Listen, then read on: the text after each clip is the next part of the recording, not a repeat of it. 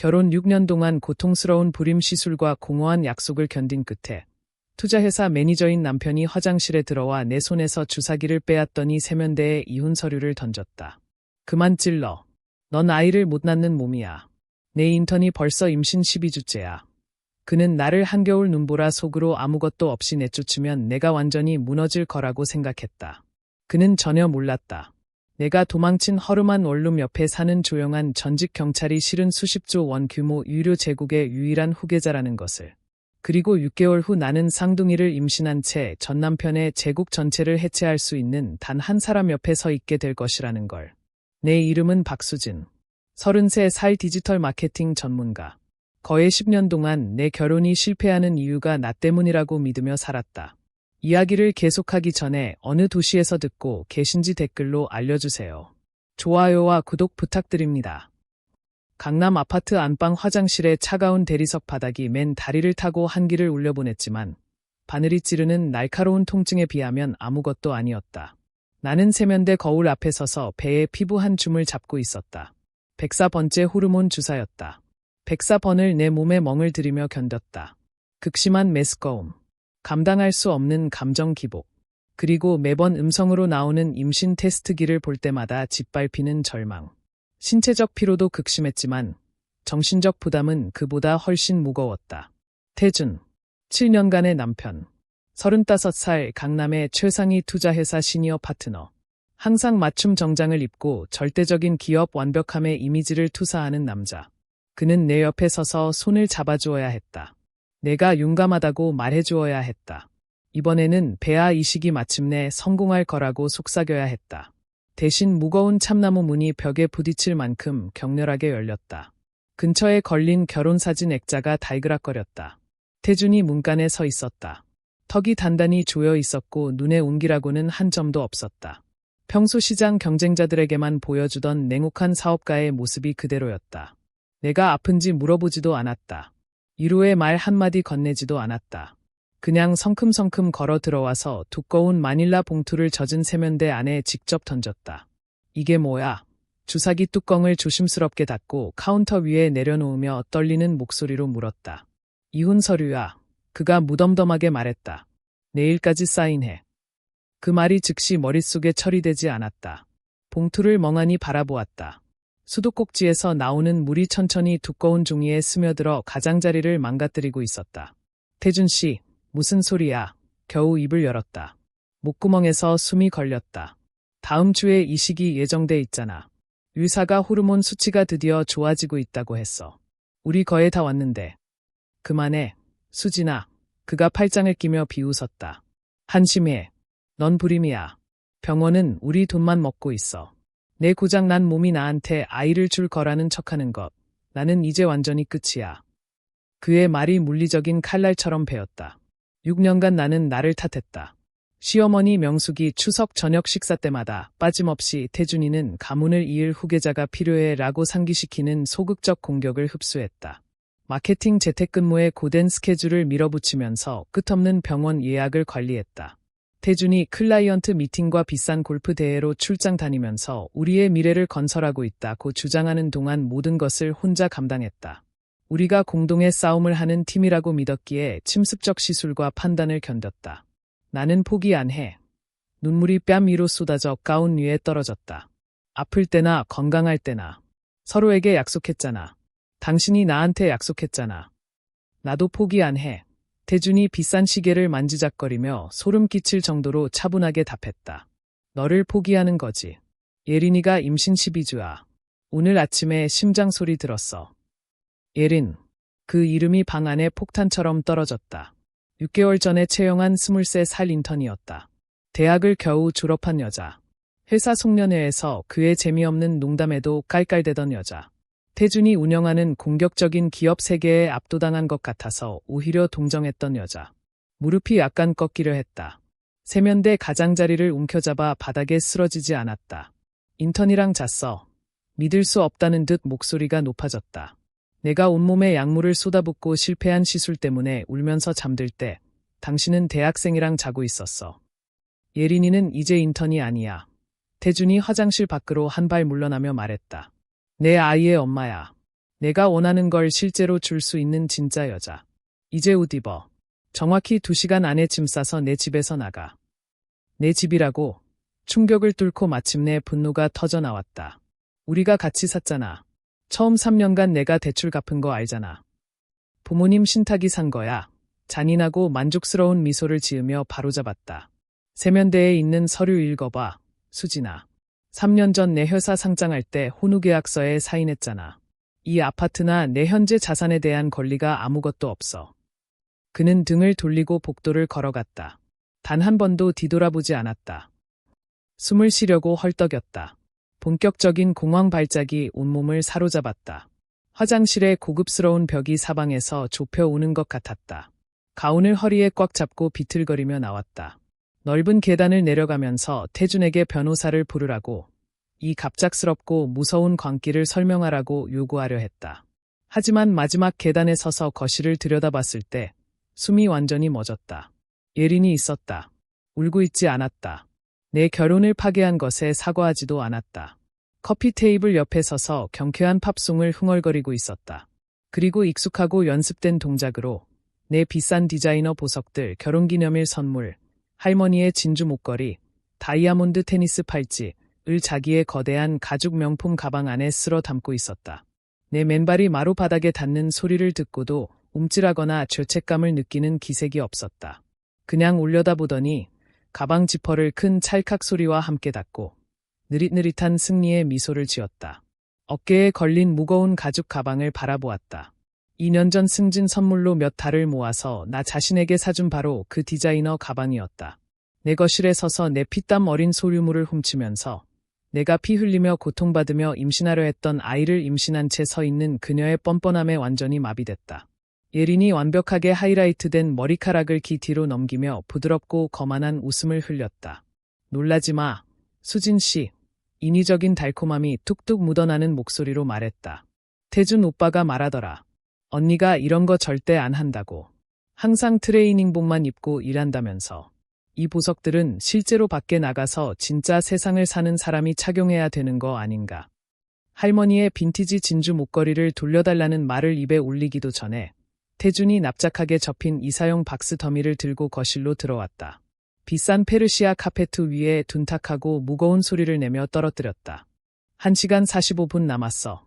은색 롤렉스 표면을 톡톡 두드리며 선언했다. 예린이한테 눈 흘기지 말고 짐이나 싸. 보안 시스템 비밀번호가 정오에 전자적으로 변경돼.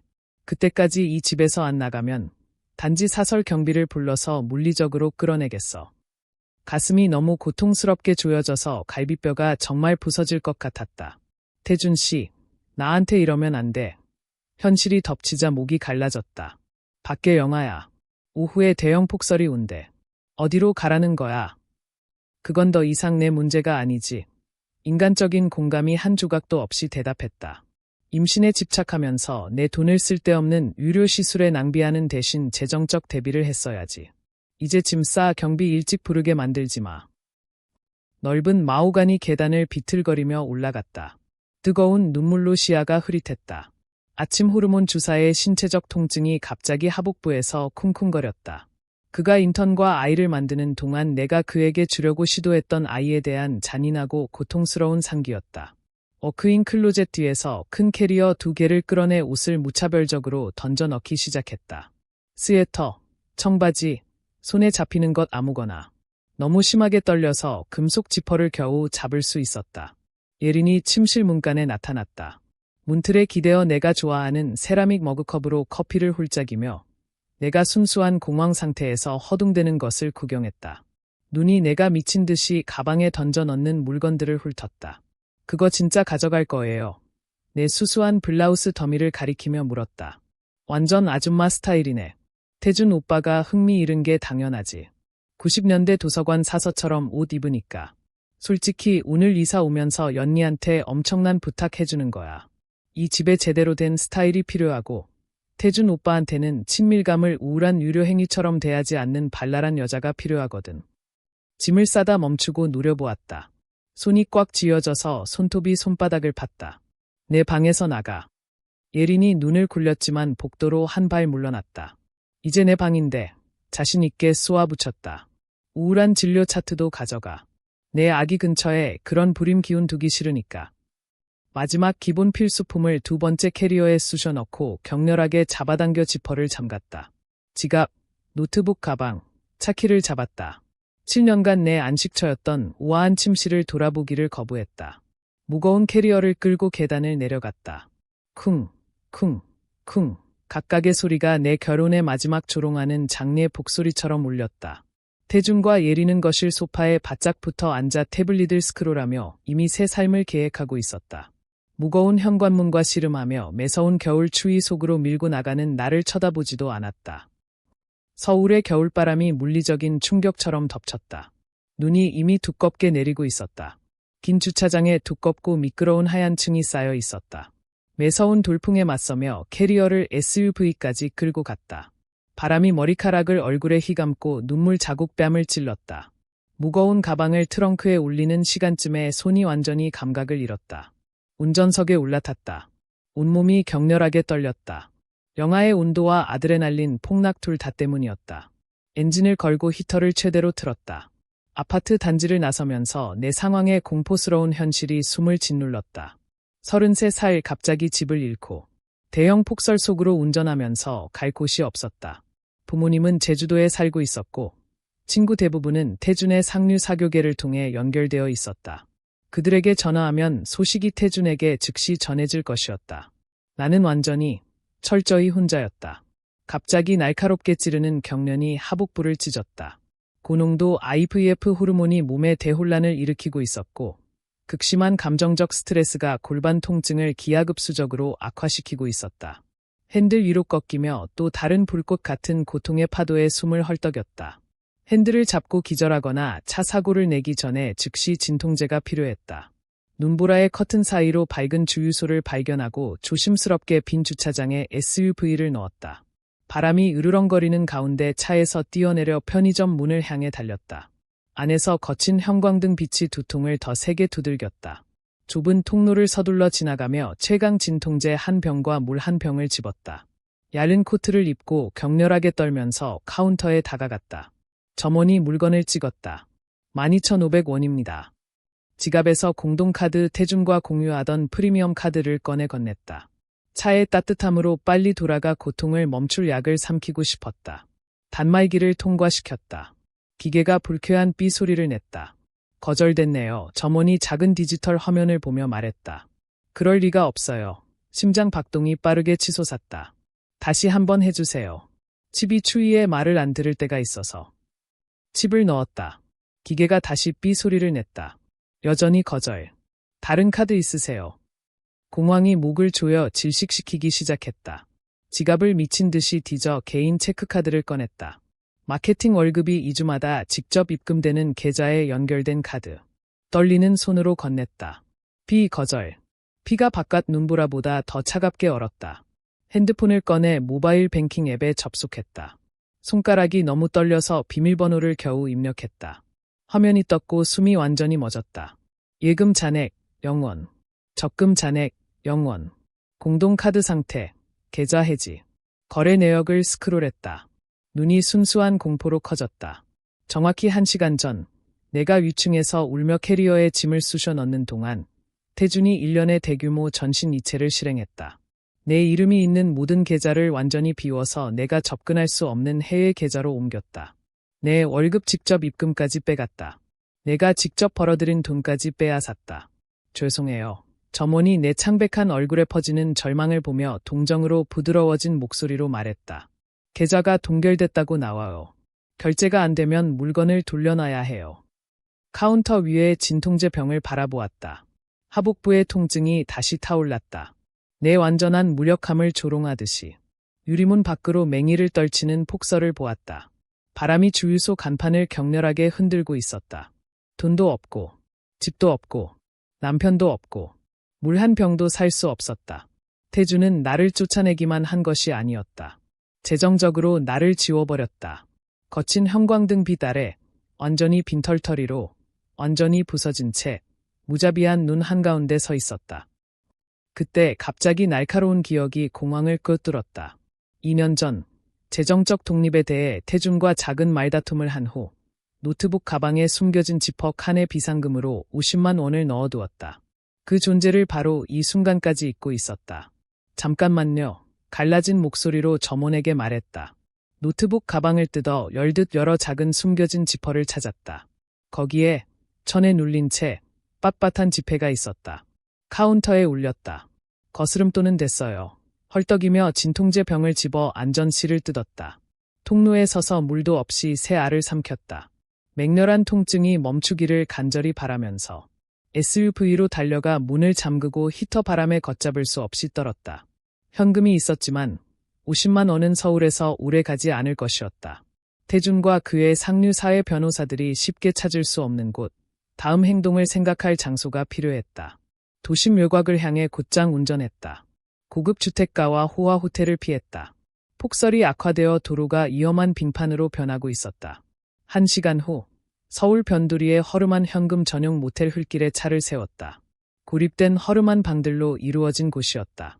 앞에 네온 간판이 잉잉거리며 깜빡이고 눈 위에 병든 빨간 빛을 뿌리고 있었다. 무뚝뚝한 주인에게 일주일치를 선불로 냈다. 비상금의 대부분이 나갔다. 사무실은 얼어붙고 축축한 악몽이었다. 마루가 발 아래서 삐걱거렸고 곰팡이와 싸구려 솔향 냄새가 심하게 풍겼다. 구석에 오래된 라디에이터가 덜그럭거렸지만 열기는 거의 나오지 않았다. 무거운 캐리어 2개를 끌고 들어와 허술한 문을 잠갔다. 코트도 벗지 않았다. 그냥 처진 매트리스 가장자리에 주저앉아 벗겨지는 벽지를 바라보았다. 수억 대 아파트에서 얼어붙는 원룸으로 몇 시간 만에 캐리어 지퍼를 열기도 전에 밖에서 무거운 타이어가 자갈을 밟는 소리가 주의를 끌었다. 밝고 공격적인 헤드라이트가 얇고 먼지 낀 커튼을 꿰뚫었다. 심장이 갈비뼈를 두들겼다. 태준이 차 GPS를 추적한 건가. 조심스럽게 커튼 가장자리를 잡아당겼다. 태준이 아니었다. 검은 레인지로버가 내 SUV 바로 뒤에 세워져 있었다. 두 여자가 비싼 모피 코트를 꽉 여미며 울부짖는 바람 속으로 내렸다. 시어머니 명숙과 시누이 유라였다. 명숙은 예순이었지만 평생의 절반을 피부과와 골프장에서 보낸 여자의 차갑게 보존된 아름다움을 가지고 있었다. 유라는 30으로 본질적으로 어머니의 축소판이면서 똑같이 독한 버전이었다. 걱정하는 기색이 아니었다. 목적이 분명했다. 문을 열자 명숙이 썩어가는 나무 계단을 올라왔다. 디자이너 부츠가 얼음 위에서 날카롭게 찍혔다. 명숙 어머님, 혼란이 잠시 분노를 압도하며 물었다. 어떻게 여기 있는 줄 아셨어요? 태준이가 법인 계정으로 차량 주행거리와 위치를 추적하고 있어. 명숙이 나를 위아래로 훑으며 완전한 경멸이 묻어나는 목소리로 말했다. 내 안부 확인하러 온 거 아니니까 그 한심한 희망 어린 표정 지워. 차 키 내놔. 무슨 소리세요? SUV. 유라가 어머니 옆에 서며 위기양양하고 만족스러운 미소를 지었다. 태준 오빠가 투자회사 법인으로 선수금 냈거든요. 법적으로 회사 자산이에요. 언니가 팔거나 망가뜨리기 전에 회수하라고 우리를 보냈어요. 키 줘요. 수진 씨. 진심이에요. 추위와 순수한 분노가 섞인 목소리가 떨렸다.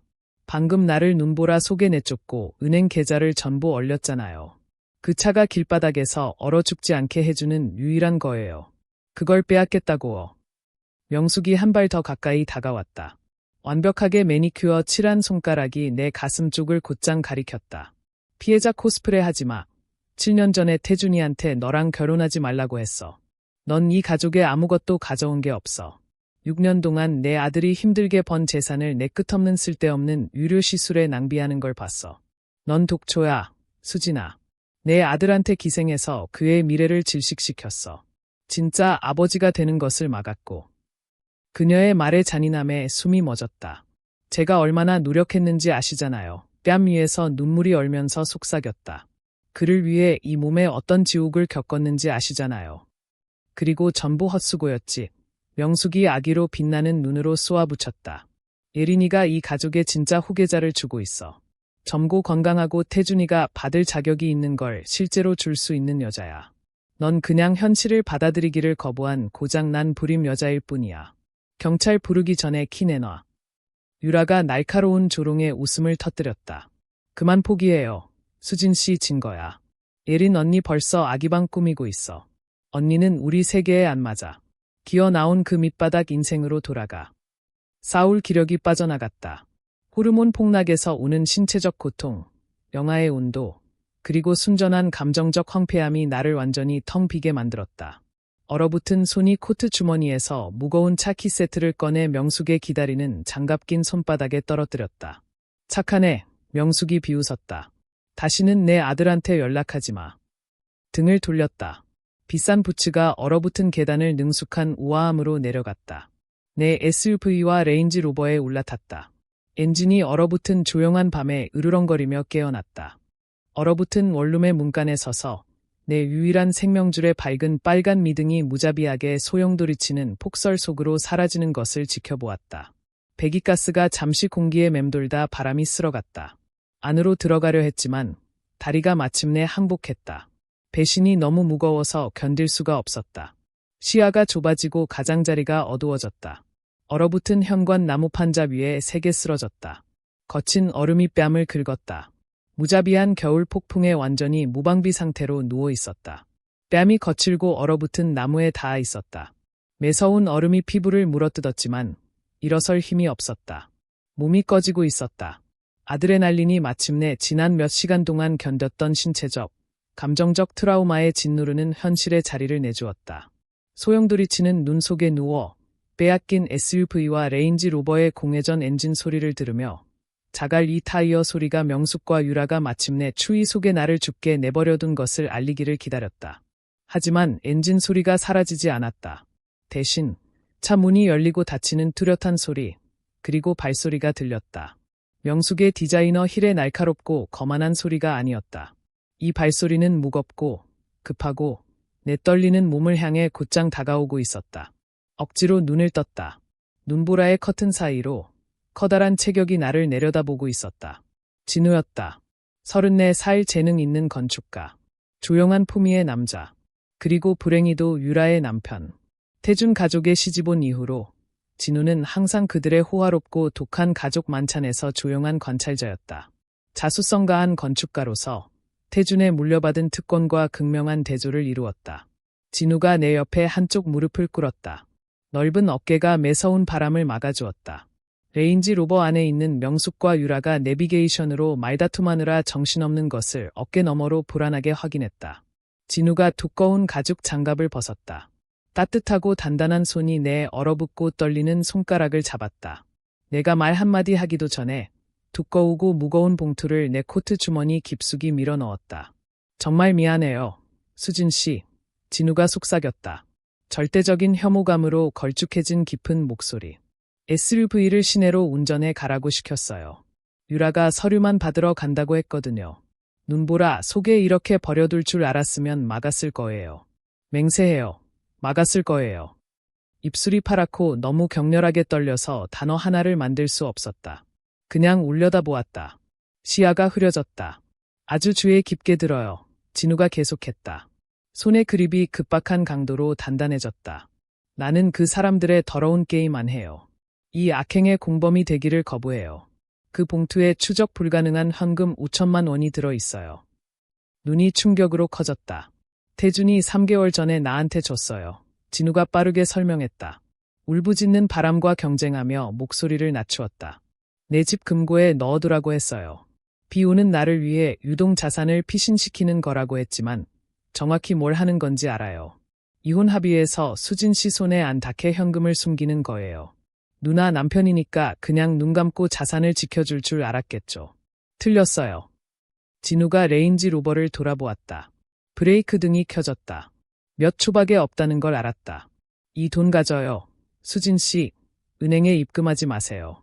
기업 변호사들이 추적할 수 있는 곳이면 안 돼요. 생존하는 데 쓰세요. 잠시 사라지는 데 쓰세요. 그리고 준비되면 무자비한 변호사를 구해서 그 오만한 매형을 완전히 밟아버리세요.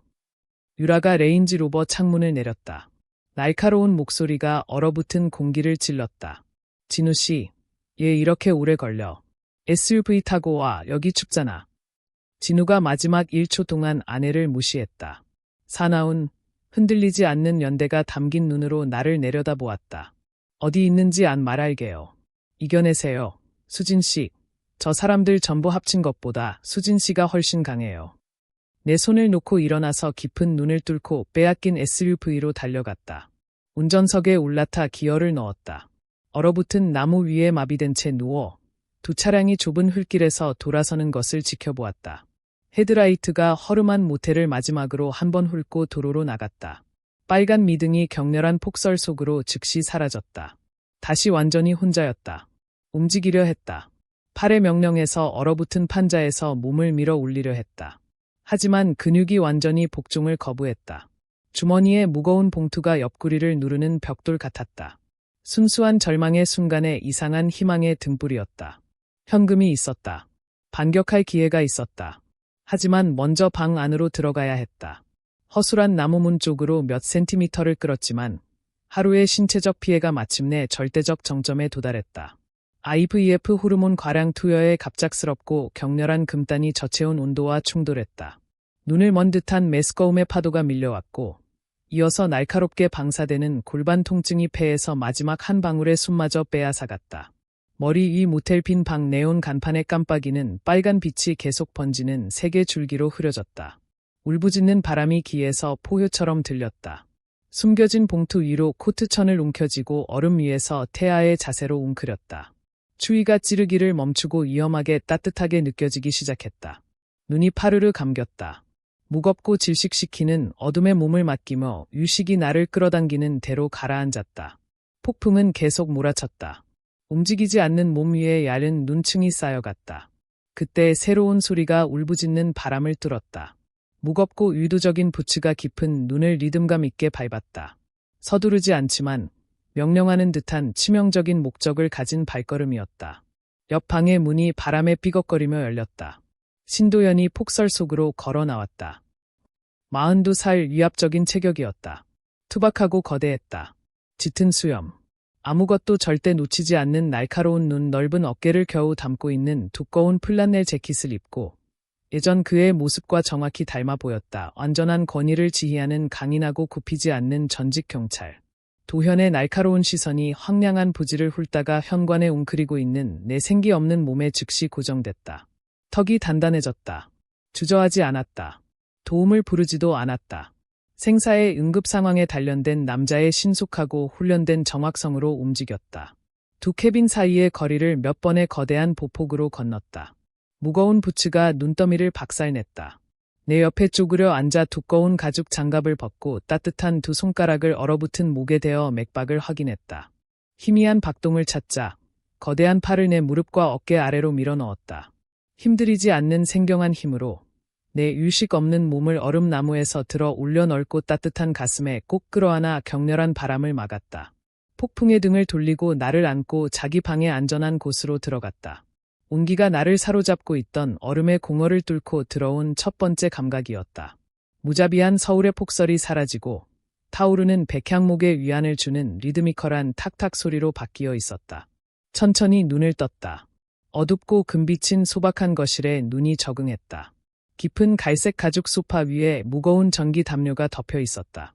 젖은 코트는 벗겨져서 난로 근처 나무 의자에 말리고 있었다. 공황이 즉시 가슴에 치솟았다.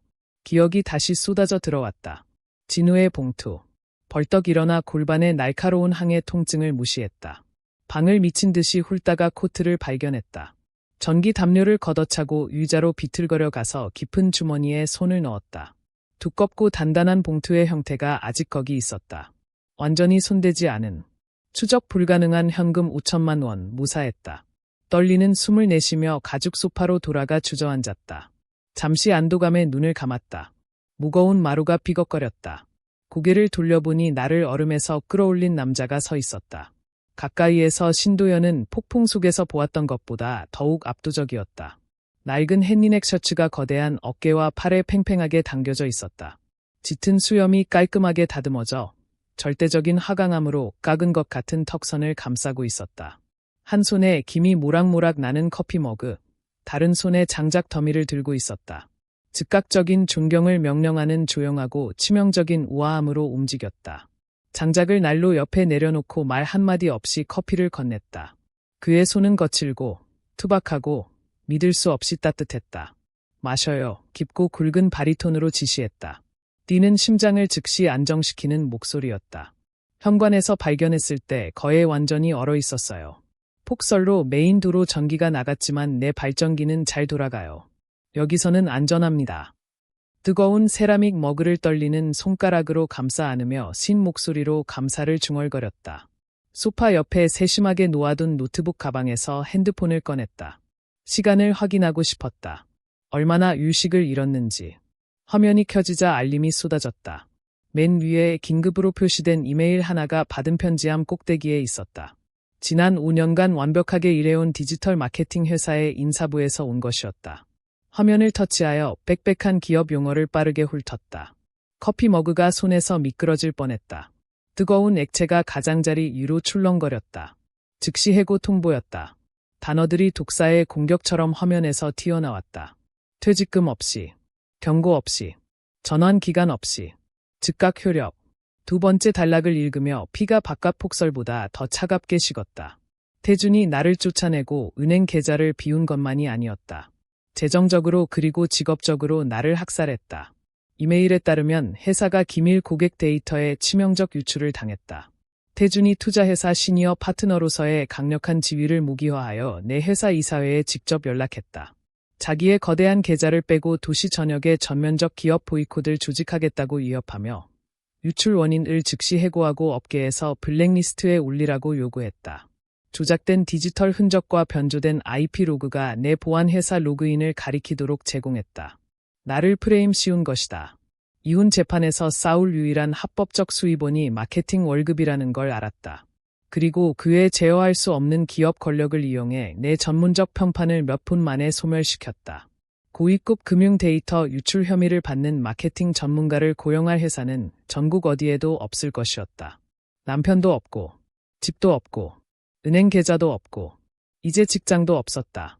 태준이 나를 지도에서 완전히 지워버린 것이었다. 거칠고 숨가쁜 흐느낌이 목구멍을 찢었다. 핸드폰을 가죽 쿠션에 떨어뜨리고 두 손으로 얼굴을 묻었다. 태준의 잔인함의 거대한 규모가 질식시켰다. 그 남자에게 내 청춘, 내 건강, 절대적인 헌신을 바쳤고 그는 나를 사냥감처럼 쫓고 있었다. 현관에서 쓰러졌을 때 바닥을 쳤다고 생각했는데 태준이 삽을 가져와서 구덩이를 더 깊이 팠다. 도현이 벽난로에서 물러나 옆 부엌으로 들어갔다. 잠시 후 큰 세라믹 그릇에 든 푸짐한 소갈비찜을 들고 돌아왔다. 내 앞 나무 커피 테이블에 조심스럽게 놓았다. 침습적인 질문을 하지 않았다. 상황이 결국 나아질 거라는 공허하고 의미 없는 위로를 건네지도 않았다. 그냥 의자를 끌어다 내 맞은편에 곧장 앉아 그 날카롭고 관찰력 있는 눈으로 나를 바라보았다. 먹어요. 부드럽게 명령했다. 빈 배로는 전쟁을 못합니다. 전장에 나가려는 사람 같아 보이는데. 숟가락을 집었다. 손이 여전히 감정적 충격과 자녀 호르몬 금단으로 격렬하게 떨렸다. 소파에서 자세를 바꾸다가 지퍼가 열린 노트북 가방이 완전히 쏟아졌다. 두껍고 무거운 IVF 유료 파일이 미끄러져 나와 소박한 마루 위에 흩어졌다. 불임 클리닉의 광택 로고가 맨 이 폴더에 굵게 인쇄되어 있었다.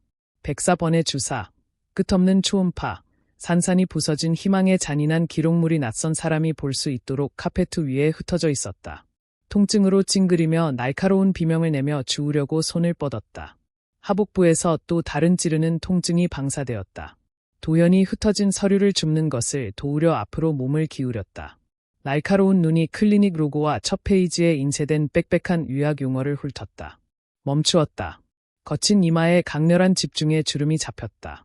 파일에서 내 창백하고 고통에 일그러진 얼굴로 내 신체 상태를 분석했다. 심한 호르몬 금단 증상이네요. 전직 경찰치고 놀라울 정도로 정확한 의학적 식별로 말했다. 고개를 끄덕였다. 너무 지쳐서 더 이상 수치와 고통을 숨길 수 없었다. 팔로 배를 감싸 안으며 불가피한 동정을 기다렸다.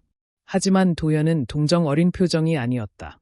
거친 손가락으로 두꺼운 유료 파일을 두드리며 조용하고 위험한 계산의 표정으로 나를 보았다. 이 파일 하룻밤만 빌려도 될까요? 그의 깊은 목소리에 주의를 요구하는 이상한 긴장감이 있었다. 유료 쪽에 아는 사람이 있는데 큰 빚을 지고 있거든요. 이 클리닉 기록이 뭔가 좀 이상합니다. 수진 씨 검사 결과를 즉시 확인받고 싶어요. 뻗은 손을 바라보았다. 파일은 깊이 개인적이었다. 내가 인지한 실패의 기록물. 하지만 도현의 흔들리지 않는, 굽히지 않는 눈을 보면서 더 이상 숨길 것도 없고 잃을 것도 없다는 걸 깨달았다. 천천히 고개를 끄덕이며 두꺼운 서류 더미를 소박한 커피 테이블 너머로 밀었다. 가져가라고 했다. 그의 사람이 내 몸이 얘 스스로를 찢어발기는 것처럼 느끼는지 논리적인 의학적 이유를 찾을 수 있다면 절실히 알아야 했다. 도현이 무거운 서류를 모아 가볍게 고개를 끄덕이고 자기 쪽으로 물러나 전화를 걸었다. 나는 전기 담요에 꽁꽁 쌓인 채 악몽으로 가득한 불안한 잠에 끌려갔다. 다음 날 아침 깨어났을 때 폭설은 지나가 있었고 창밖으로 눈부시게 밝은 얼어붙은 풍경이 펼쳐져 있었다. 나머지 소갈비찜을 먹고 작은 거실 주변을 서성였다. 하복부 격려는 지속적인 아픔으로 가라앉았지만 가슴을 갉아먹는 불안은 시간이 흐를수록 더 날카로워졌다. 핸드폰을 반복해서 확인하며 은행 계좌의 영원 잔액을, 태준의 재정적 학살의 냉정한 현실을 응시했다. 오후 2시가 조금 지났을 때 무거운 나무 문이 열렸다. 도현이 들어왔다. 얼어붙은 공기를 데리고 왔다. 하지만 나를 떨게 한 것은 겨울 추위가 아니었다. 그의 얼굴이었다. 전날 밤 유지하던 차분하고 침착한 태도가 완전히 사라져 있었다. 대신 생경하고 간신히 억제된 분노의 폭풍이었다. 턱이 너무 세게 조여져서 짙은 수염 아래 근육이 실룩거렸다. 눈 묻은 부츠도 벗지 않았다. 방을 가로질러 곧장 걸어와 내 두꺼운 유료 파일을 나무 테이블에 세라믹 커피 머그컵이 튀어오를 만큼 격렬한 힘으로 내리쳤다. 움찔하며 본능적으로 한 발 물러섰다. 뭘 발견한 건지, 파일에서 뭘 찾은 건지 물었다. 도현은 동정 어린 시선도, 부드러운 손길도, 공허한 위로의 말도 건네지 않았다. 내 편을 들어 순수하고 여과되지 않은 분노를 건넸다. 아주 주의 깊게 들으라고 말했다. 수진 씨는 고장 나지 않았다고. 불임이 아니었다고. 불임 시술이 실패한 이유가 나인 적은 단 한 번도 없었다고 분명히 말했다. 고개를 저었다. 깊은 혼란이 마음을 흐렸다. 말이 안 됐다. 그 고급 클리닉이 6년간 수백 번의 검사를 했다. 매끈한 모니터에 검사 결과를 보여줬다. 호르몬 수치가 항상 부족하다고 나왔고 난자 생존력이 계속 유심됐다. 도현이 테이블 위로 몸을 기울였다. 거대한 손이 나무 위에 납작하게 놓이며 내 눈을 똑바로 들여다보았다. 담당 의사가 태준에게 매수당했다고 말했다. 절대적이고 소름 끼치는 확신으로. 지난 6년간 보여준 검사 결과가 전부 조작이었다고. 자기 사람이 오늘 새벽에 클리닉의 암호화된 서버 로그에 들어가 원본 데이터를 확인했다고. 나의 생물학적 수치는 완벽하다고. 완전히 건강하고 충분히 아이를 가질 수 있는 몸이라고. 폐에서 공기가 사라졌다. 가죽 팔걸이 의자 등받이를 움켜잡아야 겨우 서 있을 수 있었다. 건강하다면 애 이식이 한 번도 안 됐는지 물었다. 애 6년을 이렇게 한 건지. 태준이 20살 때 수술 합병증으로 100% 불임이기 때문이라고 도현이 말했다. 그 말이 무거운 돌처럼 가슴을 쳤다. 자연 임신이 완전히 불가능하다는 것을 성인이 된 이후 평생 알고 있었다고. 자기 탓을 나에게 전가하기 위해서 6년간 호르몬 주사를 맞게 한 것이라고. 방이 격렬하게 돌기 시작했다. 소박한 방의 벽이 뒤틀리고 기울었다. 테이블 위에 흩어진 유료 파일을, 명문 클리닉의 광택 로고가 나를 조롱하는 것을 바라보았다. 태준이 알고 있었다. 우리가 결혼한 내내 자기가 영구적으로 불임이라는 걸 알고 있었다. 숨을 헐떡이며 가슴이 걷잡을 수 없이 들썩거렸다. 끔찍하고 뒤틀린 현실이 제자리에 딱 맞아 들어갔다. 내 남편이 의도적으로 6년간 고통스러운 호르몬 주사, 극도로 침습적인 수술, 그리고 정신을 무너뜨리는 심리적 학대를 시키면서 자기 자신의 의학적 비밀을 은폐한 건지 물었다. 순수한 히스테리로 목소리가 높아졌다. 도현이 시선을 피하지 않았다. 맞다고 확인했다. 사나운 보호의 불꽃으로 타오르는 눈으로. 태준이 시어머니가 생물학적 후계자를 요구하는 걸 알았고, 완벽한 기업 이미지에 완벽한 가정이 필요하다는 걸 알았다고. 자기의 생물학적 현실을 인정하는 대신 부패한 전문의에게 엄청난 돈을 지불하고 나를 가스라이팅했다고. 나의 건강한 몸을 의학적 샌드백으로 사용했다고. 자기의 부족함을 숨기기 위해서. 내가 울고 심한 부작용에 시달리는 걸 지켜보면서. 명절마다 시어머니가 나를 갈기갈기 찢는 것을 내버려두면서. 전부 자기의 오만하고 부서지기 쉬운 자존심을 지키기 위해. 그러면 예린이 속삭였다. 마지막 퍼즐 조각이 역겹게 제 자리에 끼워졌다. 태준이 완전 불임이면 예린이 뱃속의 아이는 절대 태준 아이가 될 수 없잖아요. 예린이는 다른 누군가의 아이를 임신한 겁니다. 도연이 뭉툭하게 마무리했다. 태준이 그걸 알든 아니면 자기의 완벽한 서사를 유지하기 위해 자기 자신을 적극적으로 속이고 있든 지금은 중요하지 않아요. 중요한 것은 수진 씨의 남편이 6년에 걸친 조직적이고 고도로 계산된 신체적, 정신적 고문을 저질렀다는 겁니다. 배신의 거대한 규모가 질주하는 화물열차처럼 나를 덮쳤다. 갑작스러운 이혼이 아니었다. 재정적 파멸이 아니었다. 어린 정부가 아니었다. 재단 앞에 서서 나를 사랑하고 지키겠다고 약속한 남자에 의한 조직적이고 고도로 계산된 고문이었다. 104번의 주사에 대한 내장적 기억이 머릿속을 스쳤다. 고통스러운 골반 경련. 차가운 화장실 바닥에서 울며 보냈던 무수한 밤들. 명숙이 불임 며느리의 쓸모없는 자궁에 대해 잔인하고 비웃는 말을 쏟아내던 명절들. 태준이 나를 보면서 내가 아이를 못 줘서 미안해라고 그에게 사과하는 것을 지켜보면서 자기가 불임인 걸 알면서 모든 것이 질식시키고 견딜 수 없는 슬픔과 분노의 눈사태로 덮쳐왔다. 무릎이 완전히 꺾였다. 내 몸의 무게나 방금 알게 된 파괴적인 진실의 무게를 더 이상 지탱할 수 없었다. 마루 바닥으로 쓰러지려는 순간 영혼의 가장 깊은 곳에서 날것의 고통스러운 비명이 터져 나왔다. 6년의 삶과 절대적인 괴물에게 빼앗긴 건강을 애도하는 순수하고 산산조각 난 파괴의 소리였다. 하지만 무릎이 나무 판자에 닿기 전에 도연이 거기 있었다. 믿을 수 없는 훈련된 속도로 움직여 몸을 낮추고 나를 넓은 가슴에 단단히 받쳤다. 강력한 팔로 떨리는 내 몸을 감싸 안으며 울고 비명 지르는 나를 그의 두꺼운 플란넬 셔츠에 묻히도록 잡아주었다. 그의 가슴에 얼굴을 파묻었다. 내가 알았다고 생각했던 세계가 내 주변에서 날카로운 조각으로 산산이 부서지는 동안 재킷을 필사적으로 움켜쥐었다. 도연은 진정하라거나 울음을 그치라 하지 않았다. 더 꽉 안아서 나를 땅에 묶어놓았다. 마침내 눈물 젖은 눈을 떠서 올려다보았을 때 그의 시선은 차갑고 부서지지 않는 강철로 굳어져 있었다. 동정으로 보는 게 아니었다. 설이 낀 창밖을 응시하며 치명적이고 소름 끼치는 약속을 담은 눈이었다. 격렬한 떨림이 가라앉을 때까지 그의 팔에 안겨 있었다.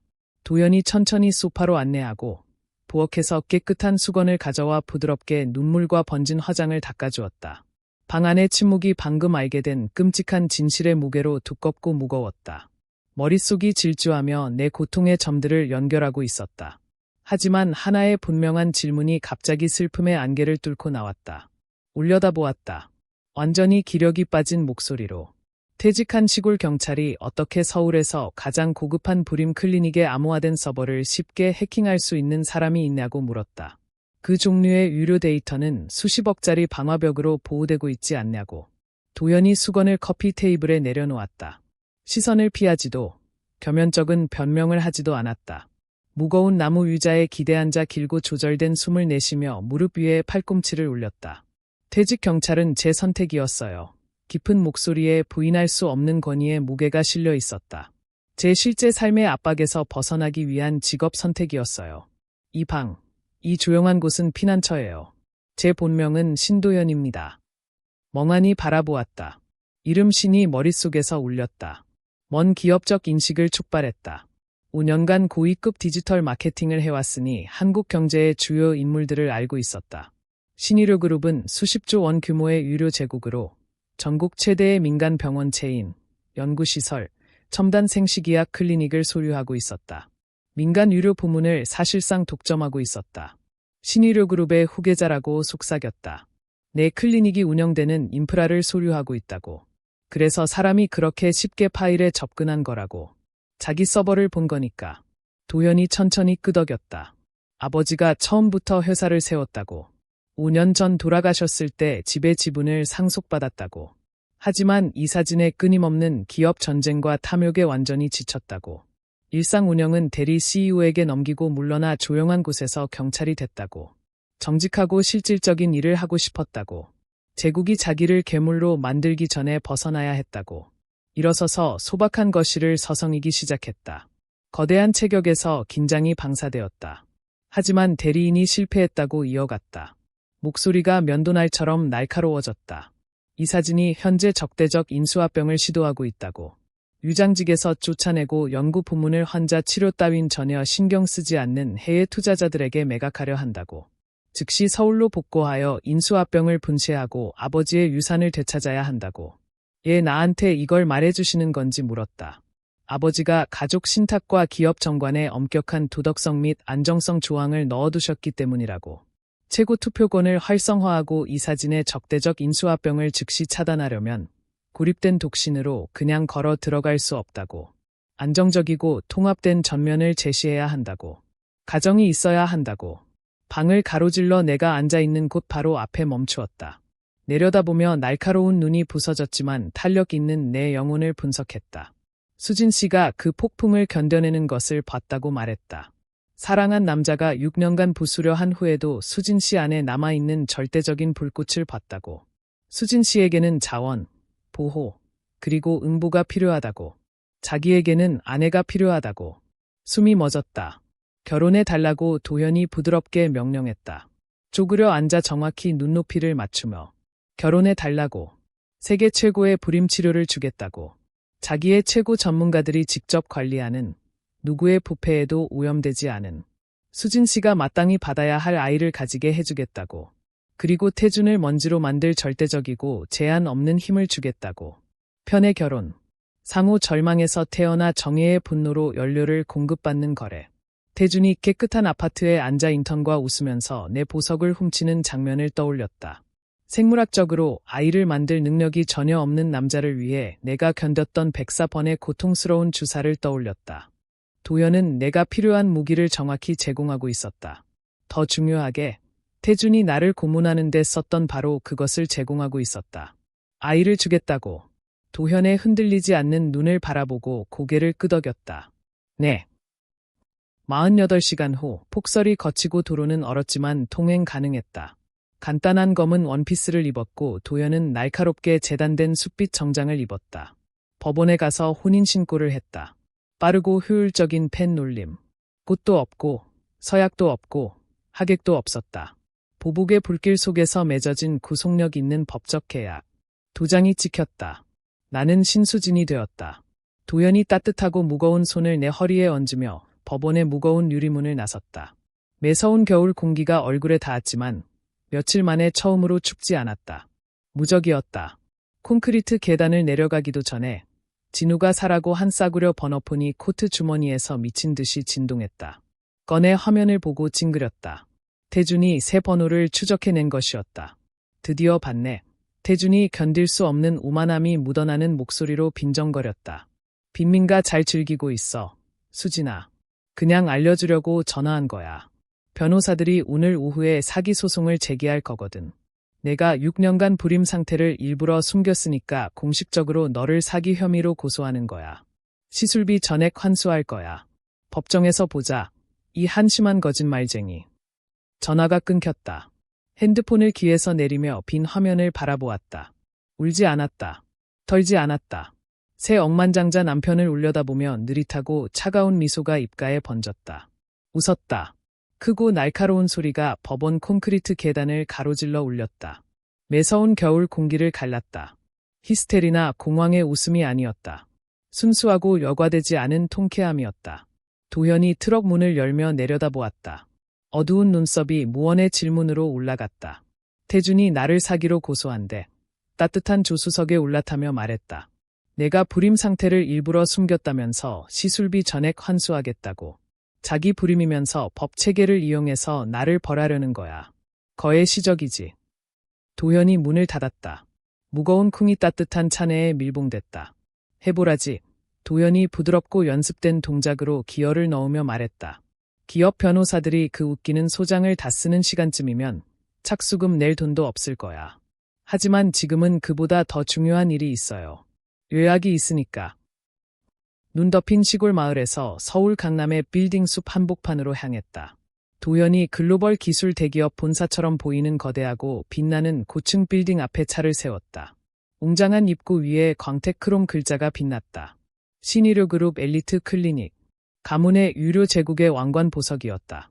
최상위 계층만을 위한 시설.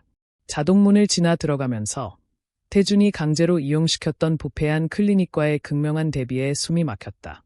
치솟는 아치형 천장, 계단식 분수, 부드러운 벨벳 좌석.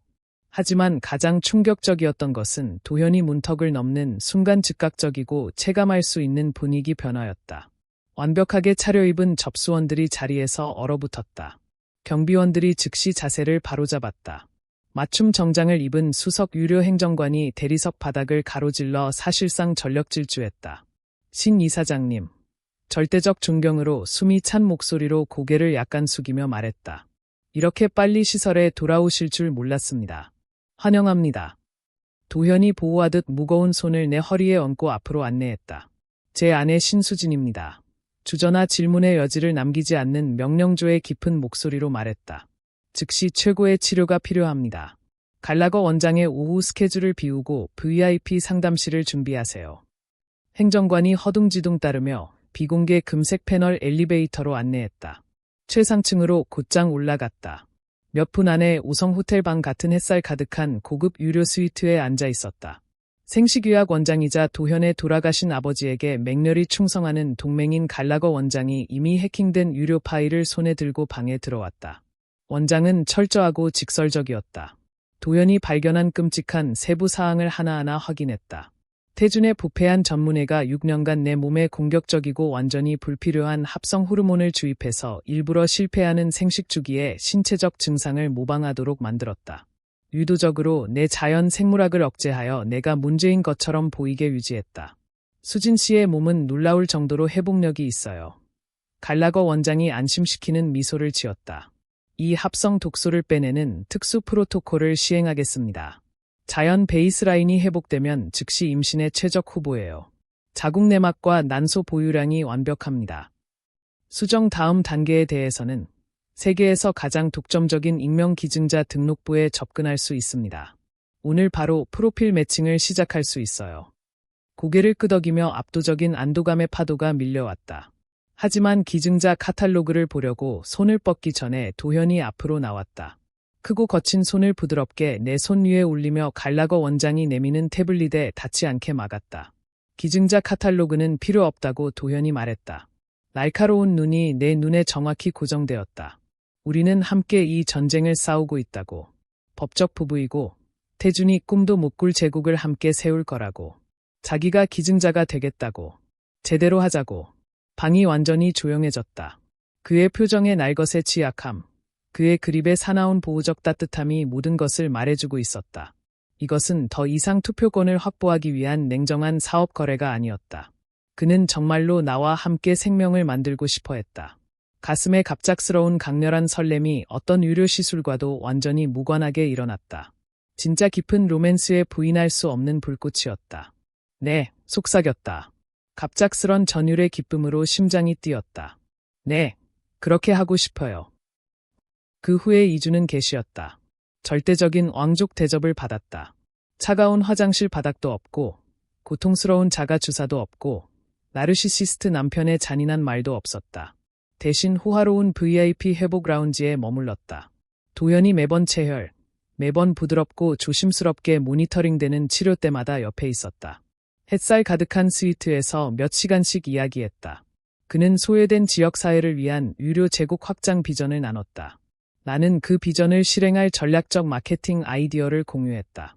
결혼의 거래적 성격은 빠르게 밤늦은 대화, 함께하는 웃음, 그리고 숨을 멎게 하는 열정적인 키스로 녹아들었다. 호르몬 수치가 아름답게 안정됐고 배아 이식이 완벽하게 진행됐다. 6년 만에 처음으로 진짜 빛나는 희망이 내 몸 안에 뿌리내리는 것을 느꼈다. VIP 스위트의 벨벳 소파에 누워 도현이 아래층 이사회에서 돌아오기를 기다리고 있었다. 무거운 마호가니 문이 열렸다. 갈라거 원장이 빛나는 디지털 유료 태블릿을 들고 들어왔다. 평소의 임상적 침착함이 환하고 특이할 정도로 넓은 미소로 완전히 바뀌어 있었다. 격식 있는 의학적 소개나 전문적 요일을 차리지 않았다. 도현을, 그리고 곧장 나를 보더니 내 인생 전체에서 가장 위대한 소식을 전했다. 혈청 수치가 가능한 최고의 방향으로 비정상이에요. 수진 씨. 절대적이고 부인할 수 없는 승리가 울려 퍼지는 목소리로 말했다. 착상이 완벽하게 성공했습니다. 임신이에요. 그리고 이 초기 호르몬 서지에 기반하면 한 명이 아니에요. 두 배아 모두 완벽하게 정착했습니다. 쌍둥이예요. 폐에서 공기가 순수하고 마비시키는 기쁨에 갑작스럽고 어지러운 돌풍으로 빠져나갔다. 쌍둥이. 6년간 내 몸이 불모의 황무지라는 악의적인 말을 들은 후에, 처음부터 효과가 없도록 조작된 104번의 고통스러운 주사 후에 나는 건강한 두 아이의 엄마가 된다. 도현이 말 한마디 하지 않았다. 방금 2시간 동안 기업 상어들로 가득한 이 사실을 무자비하게 갈기갈기 찢었던 투박하고 두려운 억만장자가 소파 바로 앞에 무릎을 꿇었다. 거대한 팔을 내 허리에 단단히 감싸고 배에 얼굴을 묻었다. 넓고 강력한 어깨가 조용히 떨리며 거칠고 벅찬 숨을 내쉬는 것을 느꼈다. 그의 짙은 머리카락을 손가락으로 쓸어넘기며 진짜이고 여과되지 않은 행복의 눈물이 뜨겁고 빠르게 뺨을 타고 흘러내렸다. 해냈어요. 속삭였다. 벅찬 감정으로 목이 갈라졌다. 정말 해냈어요. 도현이 고개를 들었다. 사나운, 부서지지 않는 보호적 헌신으로 빛나는 날카로운 눈. 해냈어요. 약속하며 단단하고 오래 머무는 키스를 내 배에 한 후 일어나 나를 짓누르는 포옹으로 끌어안았다. 세상에서 가장 놀라운 엄마가 될 거예요. 그리고 맹세합니다. 다시는 누구도 수진 씨에게 그걸 의심하게 만들지 않을 거예요. 이후의 이야기는 완벽한 함정이었다. 태주는 예린에게 50억 원짜리 강남 고급 저택을 현금으로 사주기 위해 자기 투자회사의 가장 취약한 고객 포트폴리오에서 자금을 빼돌렸다. 연방 감사를 피하기 위해 30일짜리 브릿지 론이 필요했고 내 서명을 위조해서 보증인으로 만들었다. 진우가 전화로 경고했다. 하지만 경찰에 신고하지 않았다. 지금 막으면 태주는 가벼운 처벌만 받는다. 함정을 완성시키기로 했다. 주택을 사게 두고 위조 서류에 사인하게 두고 횡령을 확정짓게 두었다.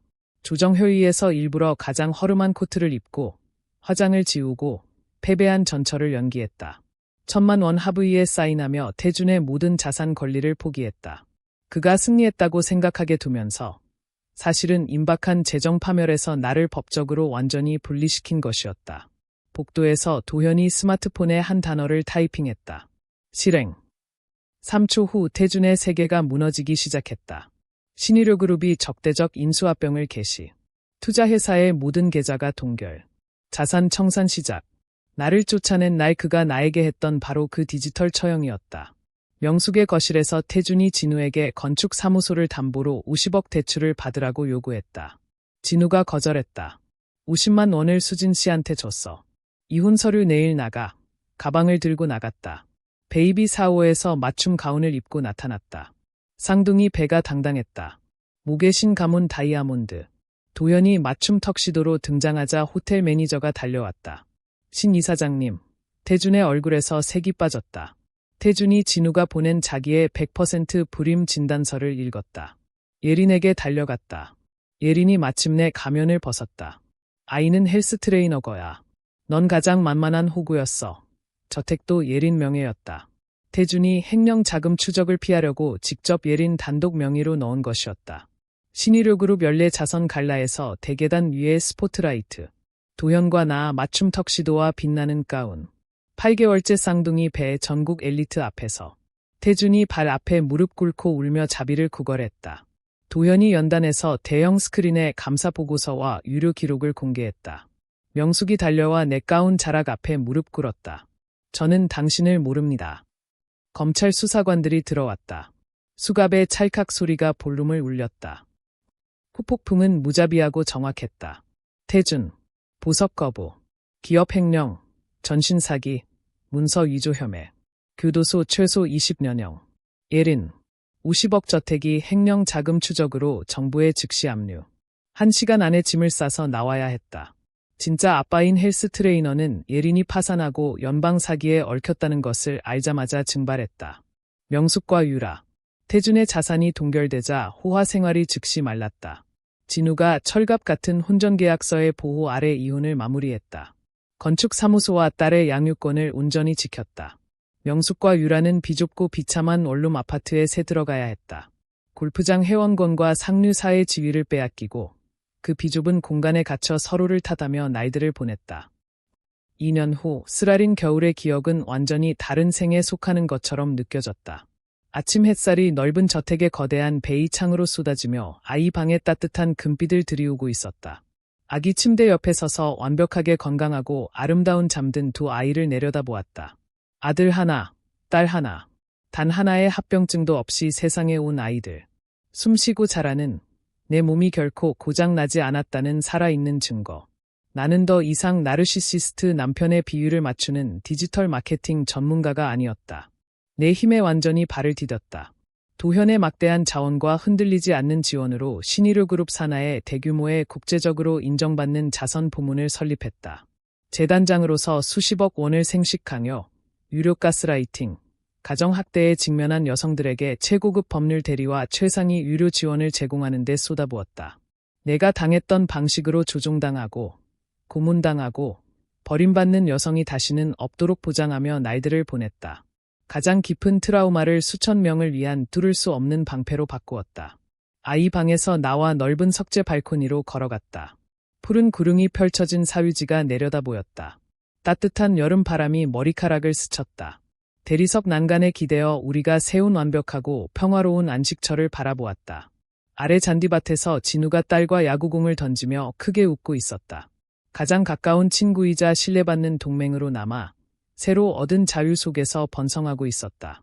그의 건축사무소는 신의료그룹과 협력하여 내 재단이 구한 여성들을 위한 최첨단 안전주택을 설계하고 있었다. 더 가볍고, 더 행복하고, 정당하게 떠나버린 독한 가족의 짐에서 완전히 자유로워 보였다. 뒤에서 익숙한 무거운 발소리가 들렸다. 도현이 발코니로 나왔다. 두 아이를 양팔에 안고 있었다. 강하고 근육질인 팔의 아이들을 거뜬히 안고 딸의 머리 위에 부드럽고 오래 머무는 키스를 한 후 아들의 뺨에 입을 맞추었다.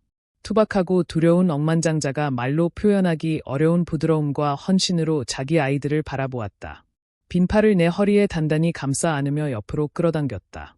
편안한 절대적 침묵 속에 나란히 섰다. 진우가 딸과 잔디밭을 뛰어다니는 것을 지켜보았다. 넓고 햇살 가득한 지평선을 바라보았다. 나를 얼음에서 끌어올린 남자의 단단하고 힘찬 심장 소리와 결코 가질 수 없다고 들었던 아이들의 부드러운 숨소리를 느꼈다. 똑바로 앞을 바라보았다. 깊고 흔들리지 않는 평화가 뼛속까지 자리 잡았다. 그는 나를 불모의 황무지라고 했다. 그가 나를 추위 속에 던졌을 때 그는 세상을 정복하는 데 필요한 정확한 토양에 나를 심은 것이었다.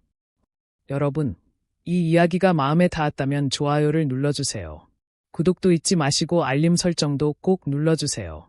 어느 도시에서 듣고 계신지 댓글로 알려주세요. 감사합니다.